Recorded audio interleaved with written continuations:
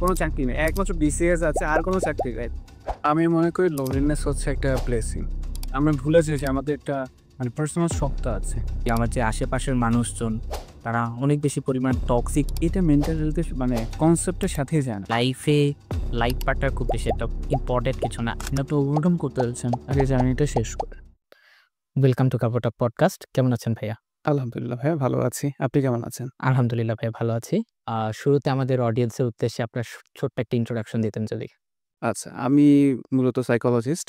আমি প্র্যাকটিস করছি life spring এর সাথে এবং মানুষের মানসিক অবস্থা নিয়ে কাজ করা, রিলেশনশিপ নিয়ে কাজ করা এবং কি করলে লাইফে আসলে সুখে থাকা যায়, কি করলে পডকাস্ট ভালো করা যায়, এইসব বিষয় নিয়ে আমি কাজ করে থাকি।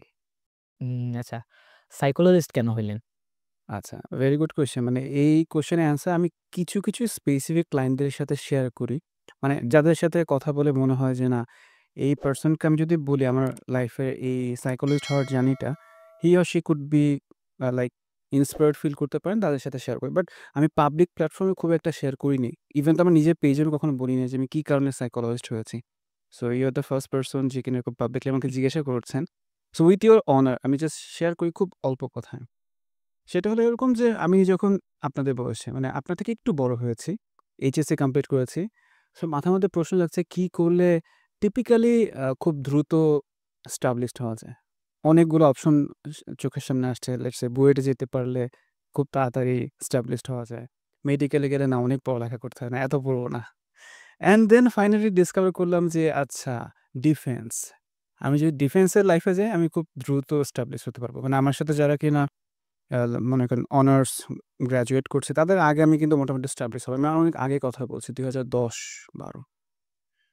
তো এপ্লাই করলাম, হলো না। ২ বার করে রেড কার্ড পেয়ে চলে আসছে। আইসিএসবি থেকে ঘুরে আসছে রেড কার্ড এবং ডিপি ভাইভা ডেপুটি প্রেসিডেন্ট যিনি একজন ব্রিগেডিয়ার জেনারেল থাকেন বা ব্রিগেডিয়ার র্যাঙ্কের।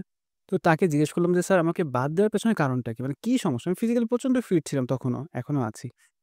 সো বলল যে, "আপনার আসলে সাইকোলজিক্যাল যে প্যাটার্নটা এটা আমাদের ডিফেন্সের সাথে যায় না।" And then the first time আমি জানতে পারলাম সাইকোলজি ওয়ার্ডটা। এর আগে আমি সাইকোলজি ওয়ার্ডটা সম্পর্কে জানতাম না যে হোয়াট ইজ সাইকোলজি। তারপর কি এটা নিয়ে মানে চাইলাম যে আচ্ছা এটা নিয়ে একটু পড়ালেখা করি। নিজেকে জানবো। নিজেকে জানার জন্য বেসিক্যালি সাইকোলজি পড়তে আসা। আমি যে সাইকোলজিস্ট হবো এইজন্য কখনো আমি সাইকোলজি পড়তে আসিনি বা পড়ার প্ল্যানিংও ছিল না। জাস্ট আমি নিজেকে আগে চিনবো। অ্যান্ড চিনতে যেয়ে মনে হলো যে না, আমি কথা বলতে ভালোবাসি, মানুষের সাথে কাজ করতে ভালোবাসি। যেই কাজে ইন্টারেক্ট মানুষ থাকবে। কিছু কাজ থাকে না যে সম্পূর্ণ একটা চেইন অফ কমান্ড এ চলছে, এটা আমার পছন্দ না। আমার পছন্দ ইন্টারেকশন হবে, মানুষের সাথে কনভারসেশন হবে অ্যান্ড মানুষ ইনস্ট্যান্টলি ফিডব্যাক দেবে। লাইক আপনার ফেসিয়াল এক্সপ্রেশন দেখা যাচ্ছে। এরকম কাজগুলো আমি এনজয় করেছি। And that's the journey of my being a psychologist.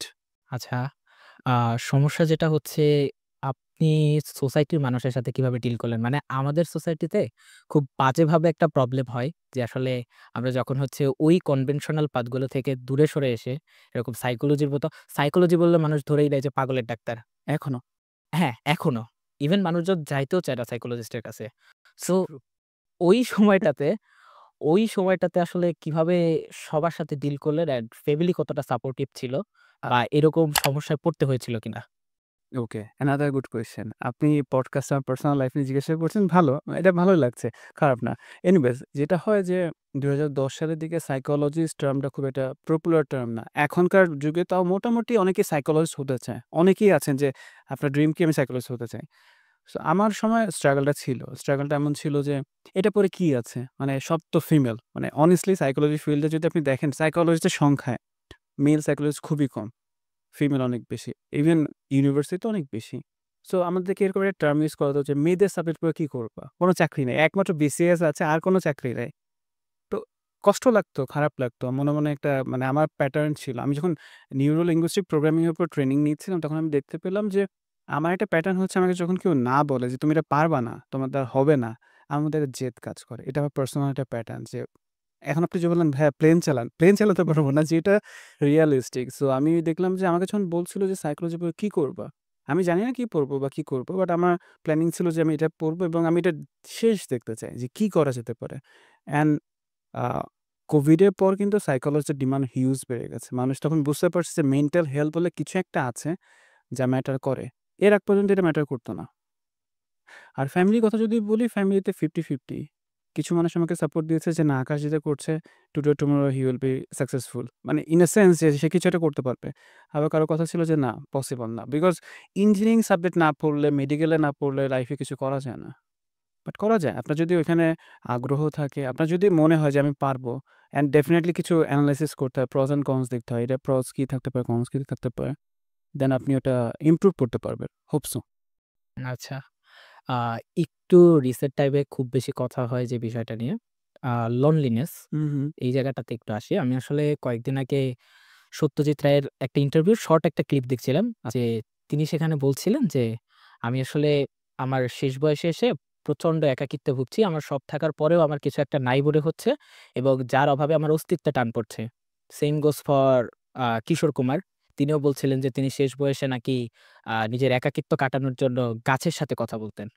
So মানুষ এটা যে শুধু সত্যজিৎ রায় বা কিশোর কুমারের জন্য সত্য তা ঠিক না। এখন আসলে অনেক মানুষ loneliness এ ভোগে। সো মানুষ আসলে কেন loneliness এ ভুগে বা লাইফের কোন স্টেজে গেলে এই পার্টটা আসে যে আমি আসলে loneliness এ ভুগছি অ্যান্ড এটা থেকে ওভারকাম করার উপায় কি? আমি মনে করি লোনলিনেস হচ্ছে একটা ব্লেসিং। আপনি যদি লোনলি থাকতে পারেন, আপনি আসলে নিজেকে চিনতে পারবেন, লাইফ জানতে পারবেন। আমার কাছে লোনলিনেস কোনো প্রবলেম না। বিকজ আমরা আসলে ইনস্ট্যান্টলি যে আমার এখন এটা করতে হবে। লাইক রিলস দেখতে হবে, ইনস্ট্যান্টলি সাকসেসফুল হতে হবে, ইনস্ট্যান্টলি এটা করতে হবে। সো যদি আপনি বলেন লোনলিনেস একটা প্রবলেম, সেক্ষেত্রে আমি মনে করি আপনি যত বেশি পরিমাণে জেনুইন রিলেশনশিপ বিল্ড আপ করতে পারেন। সেটা হতে পারে আপনার ফ্যামিলির সাথে, ফ্রেন্ডের সাথে, আপনার কলিগদের সাথে, সবার সাথে আপনার রিলেশনশিপটা হতে হবে প্রচণ্ড জেনুইন। মানে আপনি জেনুইনলি তাদের সাথে একটা সম্পর্কে আছেন। যদি এটা আপনি মনে করেন প্রবলেম, বাট আপনি যখন লোনলি থাকবেন, আপনি নিজের ভেতরের চিন্তাগুলোকে নিয়ে কাজ করতে পারবেন। আপনার মাথায় অনেক চিন্তা আসবে, যেটা আপনি যে ক্রাউডে থাকেন, অলওয়েজ যদি স্টিমুলেশন এর মধ্যে থাকেন, লাইক মোবাইল ফোন হচ্ছে একটা স্টিমুলেট করছে আমাদেরকে। আমরা অলওয়েজ ভিডিওস দেখছি, নাহলে কেউ গেমস খেলছি বা এই যে এখন যে পডকাস্টটা হয়তো কেউ দেখবে, একটু পরে এটা নিয়ে সোয়াইপ করে চলে যাবে। সো আমার ইনস্ট্যান্টলি কিছু না কিছু লাগবে, গ্র্যাটিফিকেশন লাগবে। সো এই মাইন্ডসেট থেকে বের হয়ে আসতে হবে। এখন যেটা হয়, আপনি যেসব ব্যক্তিদের নাম বললেন, তারা তো আসলে অনেক ক্রিয়েটিভ পারসন। অনেক ক্রিয়েটিভ।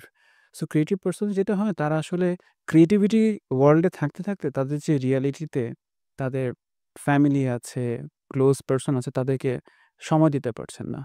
অ্যান্ড সার্টেন পিরিয়ড পর তারাও আর সময় দিবে না। এটাই স্বাভাবিক। বিকজ আমি যদি আজকে আপনাকে সময় না দিই, ইন ফিউচার আপনিও আমাকে সময় দিবেন না। সো আপনার ক্রিয়েটিভ ওয়ার্ল্ডও যেরকম দরকার আছে, এট দ্য সেম টাইম আপনার নিজের পার্সোনাল লাইফ, ফ্যামিলি লাইফ সবগুলোকে ব্যালেন্স করতে পারলে আসলে আপনি লোনলি ফিল করবেন না। মানে আমরা যখন সাকসেসের পিছে দৌড়াই, ইনকাম করার পিছে দৌড়াই, আমরা ভুলে যাই যে আমাদের একটা মানে পার্সোনাল সত্তা আছে। যেখানে আমি আসলে খুব আরাম অনুভব করি, খুব পিস ফিল করি বা খুব সিকিউরড ফিল করি যে আমার আমার আবেগগুলো ওই মানুষটা বুঝবে। আমার কথাগুলো ওই মানুষগুলো বুঝবে। আমরা সময় দিই না ফ্যামিলিকে। ফ্যামিলি জায়গায় আছে। আমি আমার মতো দৌড়ে বেড়াচ্ছি, ঘুরে বেড়াচ্ছি। অ্যান্ড আমি পরে আশা করি যে আমার একাকিত্বের সময় ফ্যামিলি সময় দিবে। It's tough. উম আচ্ছা, কখন মনে হয় না যে এখন কারেন্ট যে সিনারিওতে আমি হচ্ছে আমার যে আশেপাশের মানুষজন তারা অনেক বেশি পরিমাণ টক্সিক হয়ে যাচ্ছে ডে বাই ডে অ্যান্ড এইটা কি কোনোভাবে আমাদের loneliness এর উপর ইমপ্যাক্ট ফেলে কিনা? ওকে। মানুষকে টক্সিক বলার আগে নিজেকে ভাবতে হবে যে আমি কি টক্সিক কিনা? মানে এটা একটা কমন ট্রেটস যে আমি সবাইকে টক্সিক মনে করি। আমার বাবা টক্সিক, আমার মা টক্সিক, আমার গার্লফ্রেন্ড, বয়ফ্রেন্ড সব টক্সিক, ইভেন হাসব্যান্ড ওয়াইফ ও টক্সিক। ভাই সবাই টক্সিক না। বেসিক্যালি আমরা কখন টক্সিক মনে করি, মানে আমি কোনো ডায়াগনোস করছি না যে হি or she is a narcissist person. But আমি যেটা বলছি, আমার মতের বিরুদ্ধে গেলে আমি তাকে টক্সিক বলছি। মনে করেন আপনার বয়সী একটা ছেলে বাবা-মাকে বলল যে, "আমি এখন লিভ টুগেদার এ যাবো।" বাবা-মা বলল যে, "এটা ঠিক না। এটা হারাম।"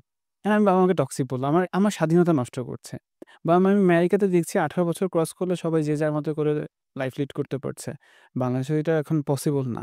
পসিবল হবে কি হবে না সেই ডিসকাশন করছি না। বাট যখন এটা হচ্ছে না, আমি বলছি আমার ফ্যামিলি, আমার সোসাইটি খুবই টক্সিক। আমাকে স্বাধীনতা দিচ্ছে না, ফ্রিডম দিচ্ছে না। আমি যা ইচ্ছা তাই করতে পারছি না। সো সবাই টক্সিক না। কেউ না কেউ তো টক্সিক হবে। হুম। কিন্তু টক্সিক মানুষকে ডিল করা শিখতে হয়। আপনার ভেতরে যদি রিঅ্যাক্টিভ বিহেভিয়ার থাকে যে আপনাকে এখন একটা কিছু বলা হলো, আপনি সাথে, সাথে রিঅ্যাক্ট করলেন। তাহলে আপনি টক্সিক হওয়া শুরু করবেন একটা সময় পরে। বাট আপনি যেরকম করেন যে আপনাকে কেউ একটা খারাপ কথা বলল, মানে আপনার এগেইনস্ট এ গেল। আপনি একটু বুঝেন তো ওই মানুষটা কেন এই কথা বলছে? তাকে একটু বোঝার চেষ্টা করেন। তার ব্যাকগ্রাউন্ড না জানেন, এট লিস্ট তার ফিলোসফিটা বোঝার চেষ্টা করেন। সে আসলে কোন ব্যাকগ্রাউন্ড থেকে আসতে পারে। দেন আপনি তাকে রেসপন্স করেন। মানে একটা পজ দেওয়াটা ইম্পোর্টেন্ট। আমরা ইনস্ট্যান্টলি খালি কমিউনিকেট করি। পাল্টা জবাব দিতে চাই, উত্তর দিতে চাই। উত্তর না দিয়ে তাকে রেসপন্স করেন। একটা আপনার জায়গা থেকে এবং তার জায়গায় বুঝে একটা রেসপন্স করেন।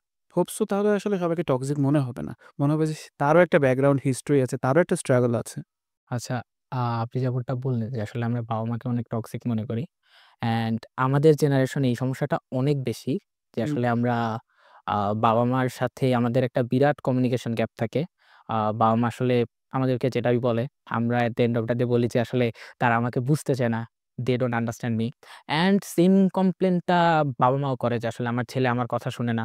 হুম। আমার আমাদের কথা বুঝে না। সো এই যে বাবা-মা আর হচ্ছে সন্তানের মাঝখানে একটা যে গ্যাপ তৈরি হচ্ছে, এইটা থেকে ওভারকাম করার উপায় কি? অ্যান্ড আসলে আমাদের বাবা-মার সাথে রিলেশনশিপটা কিরকম হওয়া উচিত? ওকে। আমাদের বাংলাদেশে 90% মানুষ সবাই তো আসলে আসেন না। যে কয়জন ক্লায়েন্ট আমি দেখেছি হুম, ৫ থেকে ৭ বছরের মধ্যে, সবাই আসলে ওভারকাম করতে চায়। সবাই আসলে সমাধান চায়। জিনিসটা হলো আপনি একটু বুঝেন যে আপনার বাবার বয়স লেটস সে এক্সাম্পল দিচ্ছি ৫০ বছর। আপনার বয়স মনে করেন ২০ বছর। তাহলে ৩০ বছরের গ্যাপ। এই গ্যাপটা আপনি কেন ওভারকাম করতে যাচ্ছেন? রাদার আপনি আন্ডারস্ট্যান্ড করেন। ওভারকাম করার তো দরকার নেই। সবকিছু ওভারকাম আপনি করতে পারবেন না। সো আপনার বাবার একটা জার্নি আছে, তার একটা ফিলোসফি আছে। তার মনে হয় যে আমার সন্তান তো আমার মতোই হবে। আমি বলছি না বাবা এটা ভুল করছেন। আর বাবাদের একটা এক্সপেকটেশন বা মাদের একটা এক্সপেকটেশন আমার ছেলে তো আমার মতোই হবে। কেন আমার কথা শুনবে? সে তো আমারই একটা অংশ। বাট সে তো একটা ইন্ডিভিজুয়াল পারসন। তারও তো ২০ বছরের ডিফারেন্ট একটা জার্নি হয়েছে। সো বাবা-মা বলেন অথবা সন্তান বলেন তাদের দুজনকেই ২ টা পাশ থেকে আসলে আন্ডারস্ট্যান্ডিং এ আসতে হবে। যে আমার বয়স ২০ বছর, আমি কিন্তু ৫০ বছরের একটা মানুষের মতো করে চিন্তা করব না। সেম ওয়েতে বাবা-মাকে জানতে হবে আমাদের বয়স যদি ৫০ হয়, আমি ডেফিনিটলি একটা ২০ বছর ছেলে বা মেয়ের মতো করে চিন্তা করব না। দেন যদি সলিউশন এর কথা বলেন, আমাদের আসলে এই জায়গাতে এগিয়ে আসতে হবে, চিন্তা করতে হবে যে আমি তাকে সময় দিচ্ছি কিনা। একটা ছেলে বা একটা মেয়ে রাতের বেলায় দেরি করে ফিরল, ১১ টার সময় ফিরল। বাবা-মার সাথে বলল, "এই কোথায় ছিলা? রাত তো হয়ে গেছে আমার আসো নাই কেন?" আমরা এই কোয়েশ্চেনটাকে যদি একটু প্যারাফ্রেজটা ঘুরিয়ে বলি যে, "তোমার তো আসতে লেট হলো। আচ্ছা খাওয়া-দাওয়া করছো কি করো নাই? টায়ার্ড? একটু কথা বলা যাবে? একটু বসি ৫ মিনিটের কথা বলি।" এই কথাগুলো বললে তখন সন্তান কিন্তু ওপেন আপ হতে চায়। আমি দেখেছি মেক্সিমাম মানে যারা কিডস বলতে আমি টিনেজারদের বোঝাচ্ছি। তারা আসলে বাবা-মার সাথে ওপেন আপ হতে চায় না। মানে আমার কাউন্সেলিং সেশন একটা মেজর জায়গায় থাকে ফ্যামিলির সাথে আন্ডারস্ট্যান্ডিং কেমন? মানে আপনি আপনার ফ্যামিলির সাথে কতটুকু শেয়ার করেন? মানে আমার আজকে খারাপ লাগছে। কোনো কারণে আমি পরীক্ষায় ফেল করছি। আমি কি আমার বাবা-মাকে বলতে পারি নাকি খাতাটা লুকিয়ে রাখি? যদি খাতা লুকিয়ে রাখি তার মানে আমি জানি আমি যদি বলি আমি ফেল করছি, আমার বাবা বা আমার মা আমাকে অনেক বকাবকি করবে। তার মানে আমি বলছি না ফেল করাটা ভালো, এটাকে প্রমোট করছি। আমি আমার প্যারেন্টস এর সাথে ওপেন আপ হতে পারছি কিনা? সে আমাকে ওই সাপোর্টটা দিচ্ছে কিনা? মানে সবাইকে যে মানে সবকিছু ওপেন করতে বলছি তা না। জাস্ট একটা মডারেট লেভেলে বাবা-মার সাথে যতটুকু শেয়ার করা যায় ততটুকু যদি আমরা শেয়ার করতে পারি, তাহলে আপনি যেটা বলছেন না যে বাবা-মা সন্তানকে বোঝে না, সন্তানও বাবা-মাকে বোঝে না। এই না বোঝা জিনিসটা ধীরে, ধীরে ওভারকাম এর দিকে যেতে পারে। বাট হঠাৎ করে একটা জেনারেশন যে জেনারেশন আসলে ৩০ বছর আগে অনেক কিছু পার করে ফেলছে, তাকে হুট করে বোঝাতে পারবেন না। তার লাইফে অনেক স্ট্রাগল আছে। বাবার লাইফে একটা স্ট্রাগল, মায়ের লাইফে একটা স্ট্রাগল। তাদের দুজনের মধ্যে একটা কনফ্লিক্ট থাকতে পারে, যেটা খুবই ন্যাচারাল। সো এই সবকিছু মিলে ৩ টা মানুষকে বা ৪ টা মানুষকে আসলে কথা বলতে হবে। কথা না বললে আসলে বোঝানো সম্ভব না বা আন্ডারস্ট্যান্ড করা সম্ভব না।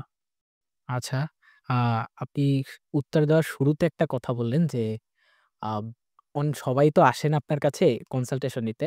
সো এই যে সবার যে না আসার যে মাইন্ডসেটটা, এইটা কেন চেঞ্জ হচ্ছে না? মানে বাংলাদেশের সার্কামস্ট্যান্স এ মানুষ কেন এখনো পর্যন্ত যে মেন্টাল হেলথ এর ট্রিটমেন্ট দরকার, এই জিনিসটা নিয়ে মানুষ এখনো পর্যন্ত কেন কনসার্ন ই তুলছে না? ওকে। দেখেন মেন্টাল হেলথ এ আসে না বলতে কি আসে, কিন্তু তারা আসলে একটা সেশনের সলিউশন চায়। মানে মনে করেন আমার সাথে ১ ঘন্টার একটা অ্যাপয়েন্টমেন্ট বুক করল। আকাশ ভাই এই সমস্যা দেন সলিউশন দেন। আমি কি করব?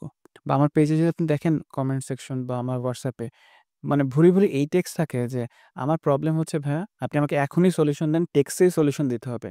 সো আমাদের যে মাইন্ডসেট যে এখনই সলভ করতে হবে, ইনস্ট্যান্টলি সলভ করতে হবে। এটা মেন্টাল হেলথ এর মানে কনসেপ্ট এর সাথেই যায় না। মেন্টাল হেলথ মানে হলো আপনি রেগুলার বেসিস এ কিছু প্র্যাকটিস করছেন, তার উপর বেস করে আপনি কিছু চিন্তাধারা ডেভেলপ করছেন। মানে আমি একটা এক্সাম্পল খুব বেশি দিই। মানে আ ভিডিওস গুলোতেও দেই বা আমার চেম্বারে ক্লায়েন্টদেরকে বলি। আপনি জিমে ওয়ার্কআউট করতে গিয়েছেন অ্যান্ড হুট করে বলছেন যে, "আমাকে এখন সিক্স প্যাক অ্যাব বানাতে হবে। আমাকে সেই মাসকুলার বডি করতে হবে। আদারওয়াইজ আমি জিম করব না।" ট্রেইনার কি আপনাকে হুট করে ম্যাজিক করে দিবে? মানে we are not a magician. So এই যে মাইন্ডসেট থেকে যখন শুনে এত টাকা সেশন ফি দিতে হবে মাত্র ১ ঘন্টার জন্য। অ্যান্ড সে কোনো সলিউশনও দিবে না। সে শুধু কাউন্সেলিং করবে, কথা শুনবে আমার। আমি কথা বলবো এবং আমি টাকাও দিব।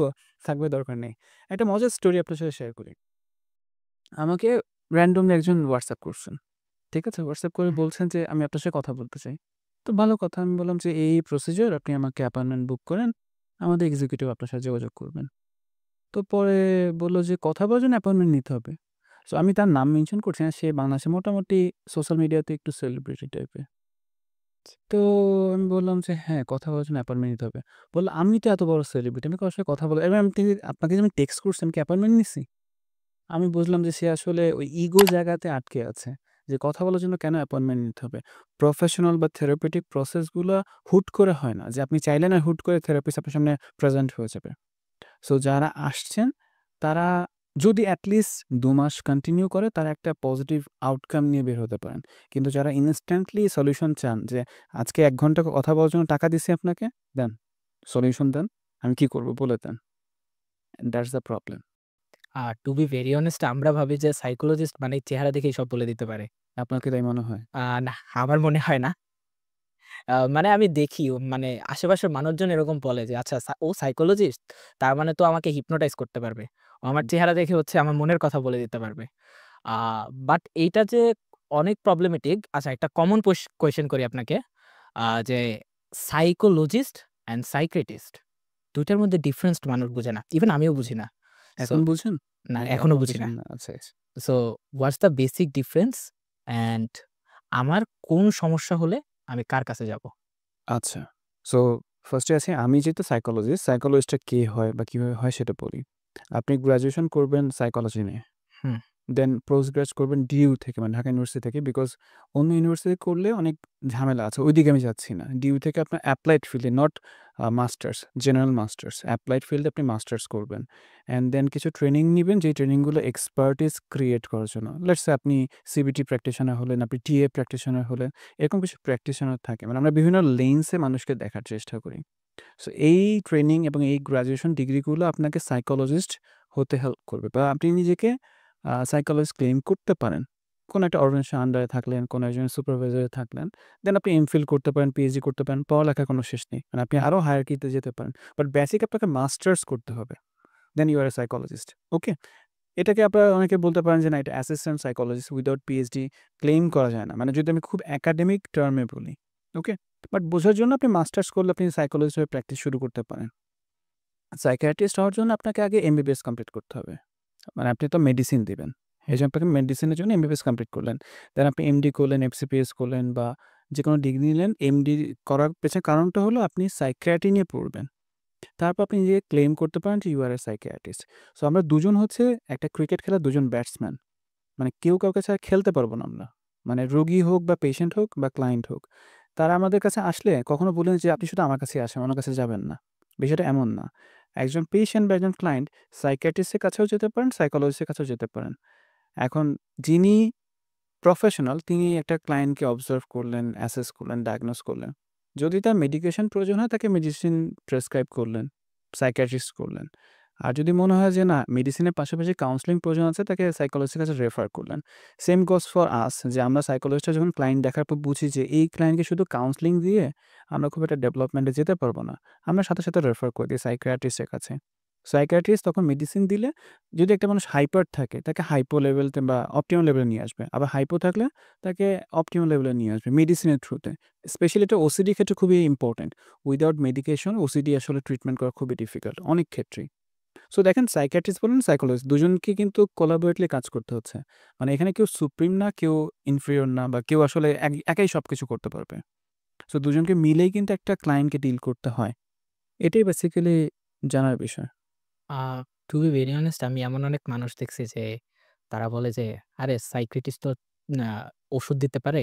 তাহলে উনি মনে হয় সাইকোলজিস্ট এর চেয়ে বেশি সুপিরিয়র। আমি উনার কাছে যাব।" এইজন্য আমি টার্মটা ইউজ করছি। কেউ আসলে সুপ্রিয়র না।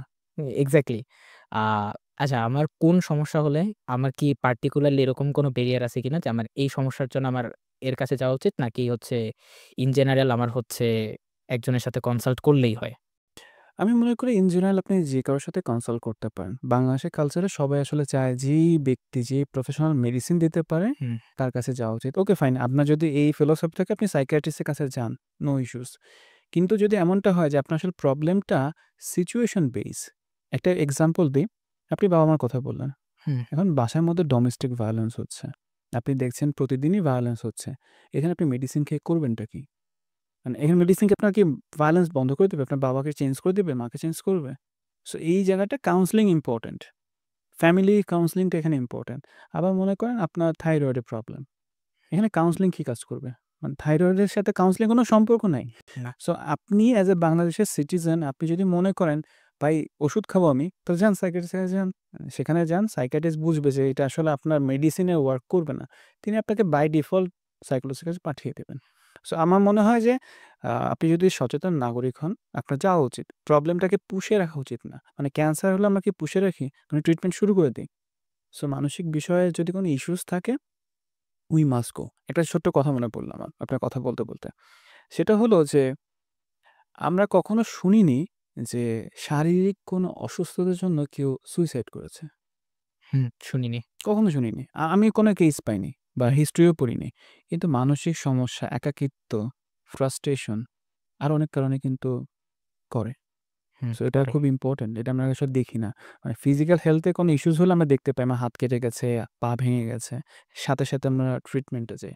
মানসিকভাবে যখন কষ্ট পাই, ভেতরে ইন্টারনাল আমার যে একটা সত্তা আছে, ওটাকে আমরা আসলে নোটিসই করি না, দেখি না অ্যান্ড ফিলও করি না। বাট বুঝি আমার ভিতরে খারাপ লাগছে। কিন্তু কি করব আমি জানি না। অ্যান্ড এইজন্য আপনার পডকাস্টে আসা যে এই কথাগুলো হয়তো পাবলিকলি বলা যেতে পারে। আমি শেয়ার করি, মানে চেষ্টা করি, মানে ভিডিও থ্রুতে হোক, লেখালেখির থ্রুতে হোক মানুষকে একটু অ্যাওয়ার করা। বিকজ এই অ্যাওয়ারনেসটাই তাকে হেল্প করতে পারে অনেক ক্ষেত্রে। সবাইকে কাউন্সেলিং নিতে বলা হয় না। বাট এট লিস্ট অ্যাওয়ারফুল থাকা যে আমি এই প্রবলেমের মধ্যে যাচ্ছি। আচ্ছা, আ আমার একটা ফ্রেন্ডের কথা মনে পড়ল। ওর ওর একটা খুব সমস্যা হচ্ছে, সে কখনো তার লাইফে কোনো কিছু নিয়ে কনফিডেন্ট ফিল করে না। প্রচুর ইনফিরিয়রিটি কমপ্লেক্স এ ভোগে। মানে যে কাজই করতে চায় না কেন, সে সেই কাজটা হয়তোবা পারে, বাট তারপরেও he don't feel confident. So এখান থেকে ওভারকাম করার উপায় কি? এগেইন আপনি ওভারকাম করতে যাচ্ছেন। আগে জার্নিটা শেষ করেন। আচ্ছা। ওকে, ওভারকাম যদি করতে চান, সেটা হচ্ছে তার পাস্ট হিস্টোরি মানে সাইকোলজিস্টকে জানতে হয়। তার সাথে তার ফ্যামিলি বন্ডিং কেমন ছিল, তার অ্যাটাচমেন্ট স্টাইল কেমন, তার আসলে পৃথিবীকে দেখার লেন্সটা কেমন। সে কাজটা পারছে বাট নিজেকে আসলে মনে করছে না গুড এনাফ এই কাজের জন্য। তাহলে তার ভেতরে কোরটা আমাদের জানতে হয়। তার একটা ইন্টারনাল কোর থাকে। ওই কোরের মধ্যে আমরা যখন কনভারসেশন এর থ্রুতে কিছু জায়গায় নিয়ে আসতে পারি বা তার থটস এর মধ্যে যেটা হয়, আপনি যে চিন্তা করছেন, ওই চিন্তার কারণে আপনার মধ্যে একটা ফিলিংস জেনারেট করছে। আমি চিন্তা করছি যে আমি পারব না। ওইটার উপর বেস করে কিন্তু আমি বিভিন্ন বিভিন্ন জিনিস ফিল করছি। অ্যান্ড এই ফিলিংস থেকে আমার বিহেভিয়ার গুলো মডিফাই হচ্ছে। তখন আমার বডি ল্যাঙ্গুয়েজ চেঞ্জ হয়ে যাচ্ছে। তখন আমি কথা বলতে গেলে নার্ভাস ফিল করছি। যেমন একটা এক্সাম্পল দেই। এই যে আপনি ক্যামেরার সামনে বসে কথা বলছেন, মাইক্রোফোনে হুম, কথা বলছেন। লেটস সে আপনার হচ্ছে ক্যামেরার প্রতি ফোবিয়া আছে, হুম। মাইক্রোফোন ফোবিয়া আছে। আপনি খুব রিজিড হয়ে যাবেন। আচ্ছা আকাশ ভাই, আমি কথা বলতে চাচ্ছি, বলব। এই যে জিনিসটা হচ্ছে জাস্ট বিকজ আপনি চিন্তা করছেন। সো সবকিছু আপনার চিন্তার উপর ডিপেন্ড করে। আপনি যা চিন্তা করবেন তার উপর বেস করে আপনার ফিলিংস হবে, আপনার বিহেভিয়ার চেঞ্জ হওয়া শুরু করবে। So thoughts very important. So আপনার যে ফ্রেন্ডের কথা বললেন তাকে বললেন যে তার থটস নিয়ে কাজ করতে। আচ্ছা, অলরাইট। আ সোশ্যাল মিডিয়াতে এখন খুব একটা ট্রেন্ড দেখা যায় যে অনেকেই বলে যে লাইফে লাইফ পার্টনার খুব বেশি একটা ইম্পোর্টেন্ট কিছু না। ইভেন হচ্ছে আমি কয়েকদিন আগে কুশল স্যারের একটা দেখছিলাম, পোস্ট দেখছিলাম যে তিনি আসলে বলছিলেন যে আপনি যদি সোশ্যাল মিডিয়াতে খুব বেশি কয়েকদিনের মধ্যে ভাইরাল হওয়ার লক্ষ্য থাকে, তাহলে আপনি জাস্ট হচ্ছে ৫-৬ টা ভিডিও বানান এরকম যে আপনার লাইফে আগাতে হলে লাইফ পার্টনার এর কোনো দরকার নাই। অ্যান্ড আমি একটা পডকাস্টও শুনছিলাম, ইন্ডিয়ার একটা পডকাস্ট জাকির খানের। অ্যান্ড উনিও বলছিলেন যে লাইফ ইজ আ জার্নি। এখানে অ্যাকচুয়ালি লাইফ পার্টনারের কোনো ইমপ্যাক্টই নাই। So what's your point of view about that? আমি পার্শিয়ালি ডিসএগ্রি করি। লাইফ পার্টনার দরকার আছে। এখন এখনই দরকার আছে আমি এটা বলছি না। হুম, ইটস বেসিক্যালি আপনি মনে করেন যে একটা ফ্লাইটে করে যাচ্ছেন। আপনার ডেস্টিনেশন ইউএসএ যাওয়া। এখন ইউএসএ যাওয়ার পথে আপনার পার্টনার, ওই ফ্লাইটের পার্টনার কি হবে এটা কিন্তু আপনি আসলে জানেন না। যদি আপনার গ্রুপ করে না যান, আপনি ইন্ডিভিজুয়ালি ট্যুরে যাচ্ছেন। সো এই জার্নির পথে আপনার জীবনসঙ্গী বলেন বা পার্টনার থাকলে হয় কি জিনিসটা অনেক ক্ষেত্রে আপনার জন্য মনে হবে যে না আই এম নট অ্যালোন। আমার সাথে কেউ একজন আছে। মানে আমার কথা বলা একটা মানুষ আছে। সবসময় তো সাইকোলজিস্ট আপনি পাবেন না। এভেইলেবল হচ্ছে না। সো পার্টনার যদি আপনার জন্য মানে লেটস সে সুইটেবল হয়, আপনি তার জন্য সুইটেবল হন, তাহলে এটা লাইফের জন্য ইজি হয়। বাট ইট ডাজন্ট মিন যে আপনার সবাইকে পার্টনার মানে এখনই লাগবে। কেউ এটা 20s এ, 30s এ, 40s এ বা 50s এও পেতে পারে। সবার জন্য তো এক টাইমলাইন হবে না। কিন্তু একেবারে আমার সাকসেসফুল হওয়ার জন্য পার্টনার বাদ কোনো পার্সোনাল লাইফ নেই, এইটা আবার একটু ডিফারেন্ট ওপিনিয়নে চলে যাচ্ছে। মানে বিভিন্ন ফিলোসফিক্যাল অ্যাসপেক্ট এ চলে যাচ্ছি আমরা। সো একেকটা মানুষের ফিলোসফি তো ডিফারেন্ট। সবাই তো একভাবে জীবনকে দেখবে না। যার মনে হবে যে আমার লাইফে পার্টনার প্রয়োজন নেই, ওকে ফাইন। আপনি যদি এভাবে হ্যাপি থাকতে পারেন, ইটস ইওর লাইফ, থাকেন। কেউ আপনাকে বদার করছে না। কেউ যদি মনে করে যে আমার পার্টনার প্রয়োজন, ওকে দেন আপনি আগে নিজেকে ইমপ্রুভ করেন। আপনি আপনার পার্টনারের জন্য কি করতে পারবেন? তাকে তো আপনার কিছু দিতে হবে। মানে ইটস লাইক রেসপনসিবিলিটিস। শুধু আশা করলে তো হবে না। কিছু না কিছু তো তাকে প্রোভাইড করতে হবে। তাকে সময় দিবেন, তাকে কেয়ার করবেন। লাভ তো অনেক ডিটেইলস এর বিষয়। ওইদিকে কথা বলতে গেলে অনেক লম্বা হয়ে যায়। সো পার্টনার দরকার আছে। বাট একদমই দরকার নেই কখনো আমি কথা বলছি না। আচ্ছা, আমরা সবাই লাইফে হ্যাপি হতে চাই। Hmm, hmm. So what's your perspective about happiness? মানে কিভাবে লাইফে হ্যাপি হওয়া যায়? আমি শুনছি যে সাইকোলজিস্টরা আসলে মানুষকে হ্যাপি হওয়ার টিপস অ্যান্ড ট্রিক শেখায়। So how can we be happy in life? আচ্ছা, আমি একটা রিসার্চের আলোকে বলি। আ হার্ভার্ডে একটা রিসার্চ হয়েছিল। এটা হচ্ছে লংগিটিউডিনাল রিসার্চ। তো এই রিসার্চ যদি লংগিটিউডিনাল রিসার্চ সম্পর্কে একটু ছোট্ট করে বলি, ৭০ থেকে ৮০ বছর ধরে গবেষণা যে করা হয়, এই রিসার্চগুলোকে বলা হয় লংগিটিউডিনাল রিসার্চ। মানে অনেকটা লম্বা সময় ধরে হবে। ১০০ বছরও হতে পারে। তো ওই স্টাডিজে দেখা গিয়েছে একটা পারসন ইন্ডিভিজুয়াল তাকে ১০ বছর বয়সে জিজ্ঞাসা করা হয়েছে, "কি তোমাকে হ্যাপি দেয়?" ও বলল, "খেলনা, টয়েস, গেমস এগুলো হ্যাপি দেয়।" 20s এ জিজ্ঞেস করলো, "ফান, থ্রিল, চিল করে এগুলো হ্যাপি দেয়।" 30s এ ক্যারিয়ারে সাকসেস, 40s এ জিজ্ঞেস করে এরকম বিভিন্ন স্টেজে জিজ্ঞেস করা হয়েছে। একদম লাইফে এন্ড পয়েন্টে এসে মানে 70 ইয়ার্স, 60 ইয়ার্স একটা পারসনকে জিজ্ঞেস করা হচ্ছে যে, "আপনার যে 60 ইয়ার্স বা 70 ইয়ার্স এ কি আপনাকে সবচাইতে বেশি হ্যাপিনেস দিয়েছে? মানে কোথা থেকে আপনি সবচেয়ে বেশি হ্যাপিনেস পেয়েছেন?" অ্যান্ড মেক্সিমাম মানুষের রেজাল্ট বা রেসপন্স এমন ছিল, "আমার সম্পর্ক। আমার সাথে যে মানুষগুলোর সম্পর্ক যতটা জেনুইন ছিল, আমি নিজেকে ততটা বেশি হ্যাপি ফিল করেছি।" জেনুইন রিলেশনশিপ আপনাকে হ্যাপিনেস দিবে। এটা রিসার্চের কথা। রিসার্চে এটা প্রুভড যে আপনার সম্পর্ক যখন জেনুইন হবে, সেটা ফ্রেন্ডশিপ হোক, খুব জেনুইন ফ্রেন্ড, সেটা বাবা-মার সাথে হোক, জেনুইন প্যারেন্টাল রিলেশনশিপ, আপনি হ্যাপি। আপনি দিন শেষে হ্যাপি ফিল করবেন। আপনার কত টাকা ইনকাম করছেন, কতটুকু ফেমাস হয়েছেন, এইগুলো না খুবই টেম্পোরারি। মানে এটা জাস্ট এই লাইটের মতো। লাইটটা অফ অন, আর কিছুই না। বাট আমি এটার পেছনে অনেক বেশি ছুটি। আর আমার পার্সপেক্টিভ বা আমার লেন্সে হচ্ছে আপনার এতটুকু ইনকাম করার প্রয়োজন আছে, যতটুকু ইনকাম করলে আপনি আপনার শখ পূরণ করতে পারবেন। মনে করেন আমার ঘুরতে ভালো লাগে, আমি ঘুরতে যেতে পারবো।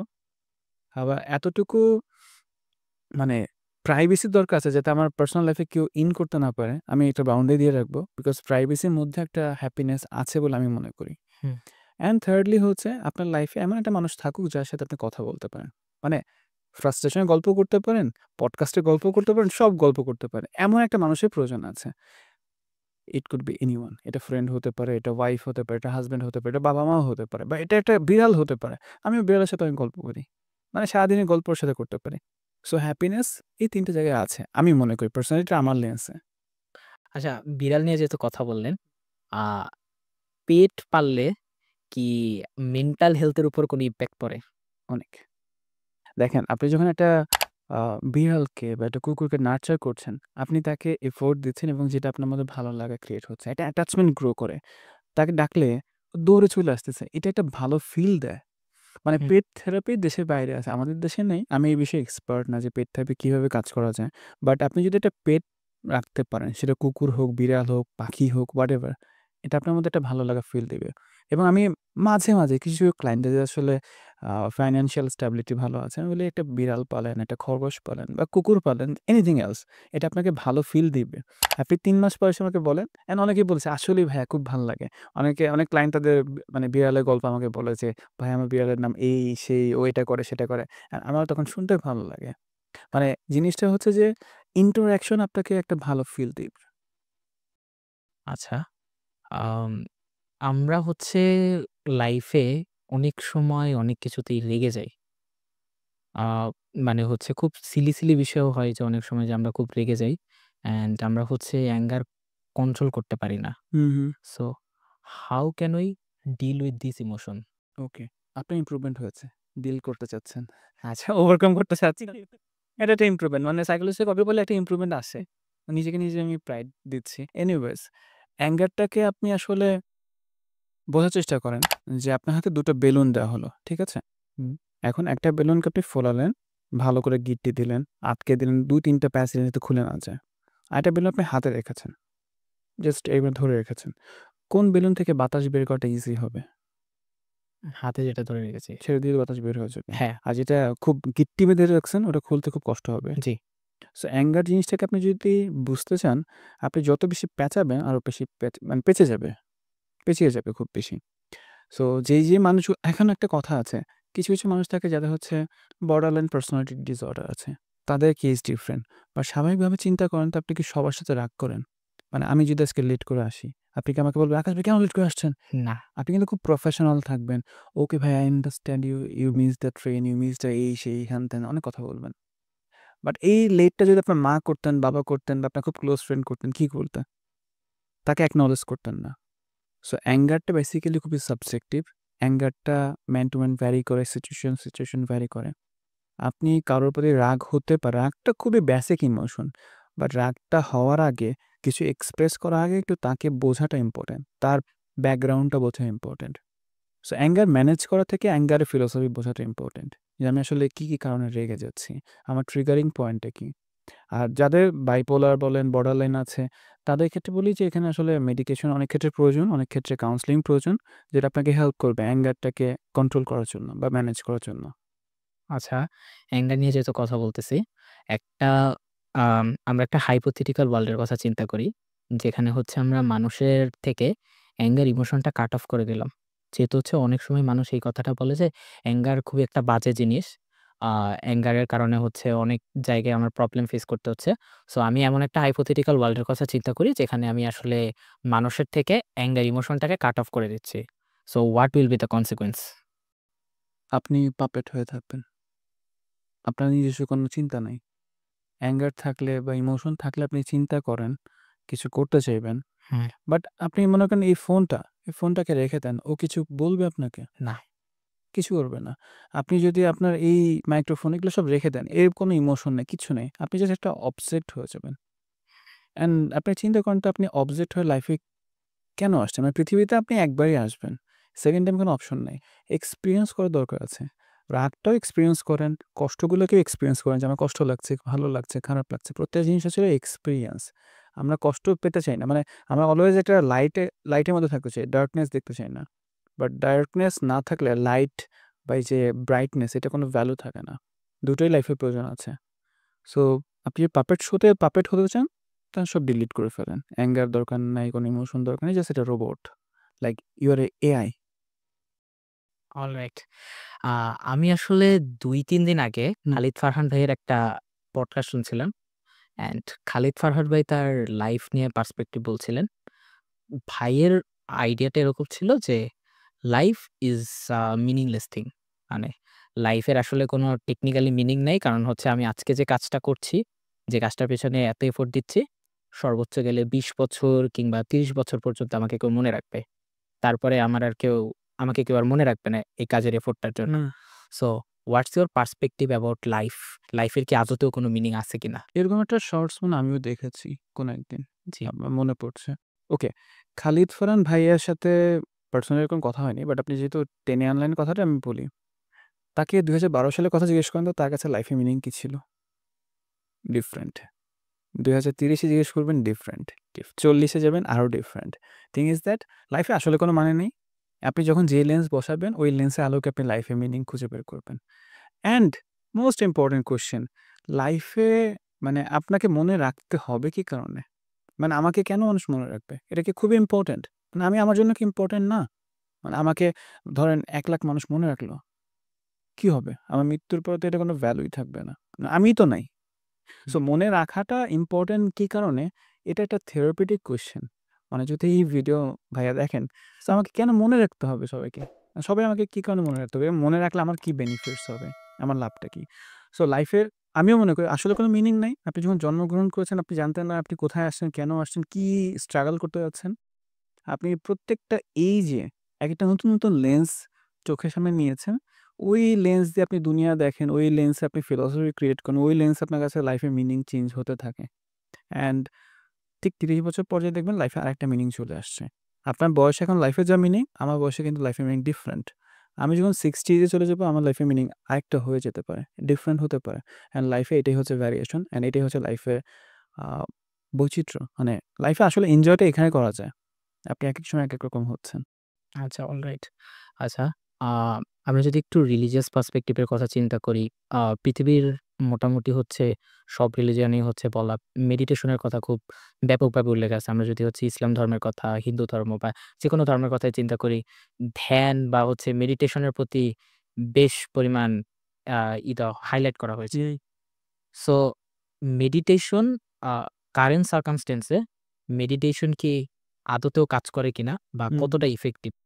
আচ্ছা, আপনার কি মনে আছে ১ম একটা কোয়েশ্চেন করেছিলেন লোনলিনেস, একাকিত্ব? Yes. And I said that এটা হচ্ছে ব্লেসিং। সে যদি লোনলি থাকতে পারে, মানে হলো আপনি যখন একা থাকতে পারবেন, আপনি নিজের সাথে নিজে কানেক্ট হতে পারবেন। আপনি আপনার ক্রিয়েটরের সাথে কানেক্টেড হতে পারবেন। আপনি যখন খুব বেশি ক্রাউডে থাকবেন, আপনি কিন্তু কানেক্টেড হতে পারবেন না। সো মেডিটেশন বলেন বা আপনি ধ্যান করা বলেন, যাই বলেন না কেন, সবকিছু কিন্তু আপনাকে একটা স্পিরিচুয়াল ওয়ার্লড এ নিয়ে যেতে পারে। যদি আপনি প্রপার ওয়েতে করতে পারেন। যেমন আমরা ইউজুয়ালি সাইকোলজিস্টরা সবসময় বলি, আপনি ডিপ ব্রিথিং করেন। সো ডিপ ব্রিথিং করার সময় অনেকে যেটা করে, জোরে টান দেয়, এই মানে শোলটা উঁচু করে ফেলে, মানে ভেঙে চুরে ফেলছে বিকজ তার প্রচণ্ড এংজাইটি। বাট আপনি মেডিটেশন করছেন মানে আপনি চোখ বন্ধ করে আছেন। আপনি একটা আলাদা ওয়ার্ল্ডে চলে যাচ্ছেন। যে ওয়ার্ল্ডটা পৃথিবীতে এক্সিস্ট করে না। কল্পনা যদি করতে পারেন। আপনি শ্বাস নিচ্ছেন, ব্রিথ ইন করছেন, ইনহেল করছেন। আপনি এনার্জি নিচ্ছেন নিচের থেকে। অক্সিজেন নিচ্ছেন। এটাকে আপনি ফিল করতে পারছেন কিনা? অ্যান্ড ব্রিথ আউট করছেন। আপনার যত রকমের পেইন আছে সবগুলোকে আপনি বের করে দিচ্ছেন। অ্যান্ড ওই সময় আপনি যদি হিন্দু ধর্মের বিলিভার হন, আপনি বুদ্ধিজমের বিলিভার হন, আপনি মুসলিম হন, আপনার স্রষ্টাকে তো আপনি চিনেন এট লিস্ট, নামে চিনেন। তার সাথে আপনি কমিউনিকেট করতে পারছেন, যেটা ক্রাউডের মধ্যে করা পসিবল না। আমি মনে করি মানুষের লাইফে ৪ টা ডোমেইন আছে বা পিলার আছে। নাম্বার 1 হচ্ছে তার ফিজিক্যাল হেলথ। আমি যদি ফিজিক্যালি সাউন্ড না থাকি, আমার পক্ষে এখানে আসা সম্ভব না। আমি যদি মেন্টালি মানে কাম না থাকি, কুল না থাকি, আমার পক্ষে শান্ত হয়ে কথা বলা সম্ভব না। অ্যান্ড আমার যদি ফ্যামিলির ডিজাস্টার থাকে, আমার পক্ষে সম্ভব না এখানে কাম থাকা। এই ৩ টা জিনিস আমার কোনো কন্ট্রোলে নাই। আমি হ্যান্ডিক্যাপ্টেড হতে পারে, আমার মেন্টাল বিভিন্ন ইলনেস থাকতে পারে, আমার ফ্যামিলির উপর আমার কোনো কন্ট্রোল নেই। বাট এই একটা জায়গা আছে স্পিরিচুয়াল ওয়ার্ল্ড। আমি যদি স্পিরিচুয়ালি সাউন্ড থাকতে পারি, সামহাউ আমি আমার সোর্সটার সাথে কানেক্টেড থাকতে পারি। আমার জন্য ইজি হবে ওই যে লোনলিনেসকে আমরা বলছি না প্রবলেম, আমার মনে হবে আমি খুব কাম আছি, আমি আমার সোর্সের সাথে কানেক্টেড আছি। কেউ পূজা করে করতে পারে, কেউ নামাজ পড়ে করতে পারে, কেউ জাস্ট পাহাড়ে উঠে বসে থাকতে পারে। এবং ইসলাম ধর্মে আপনি একটা জিনিস খেয়াল করে দেখবেন, সব নবী রাসূল লাইফে একটা নির্দিষ্ট সময় একাকিত্বে ছিলেন। তুর পর্বতের গুহায় ছিলেন হযরত মুসা আলাইহিস সালাম, রাসূল সাল্লাল্লাহু আলাইহি ওয়াসাল্লাম ছিলেন হচ্ছে আ পাহাড়টার নাম ভুলে গেছি আমি। এনিওয়েজ জাবালে নূরে ছিলেন। জাবালে নূর যে হেরা পর্বতের গুহা বলা হয়। সো সবাই কিন্তু একটা সময় একাকিত্বে ছিলেন। জাস্ট সোর্সটার সাথে কানেক্টেড হওয়ার জন্য। একাকিত্ব ব্লেসিং, একাকিত্ব কোনো প্রবলেম না। অলরাইট। আচ্ছা, আ এত বছর ধরে সাইকোলজির সাথে আছেন। এখন এই পয়েন্টে যদি জিজ্ঞেস করা হয় যে আপনাকে আবার ক্যারিয়ার চুজ করতে বলা হলো, আবারও কি সাইকোলজি বেছে নিবেন? প্রথমত এত বছর হয়নি, মাত্র ৫ থেকে ৭ বছর। আচ্ছা, খুব বেশি ওয়ান্ডারফুল। না।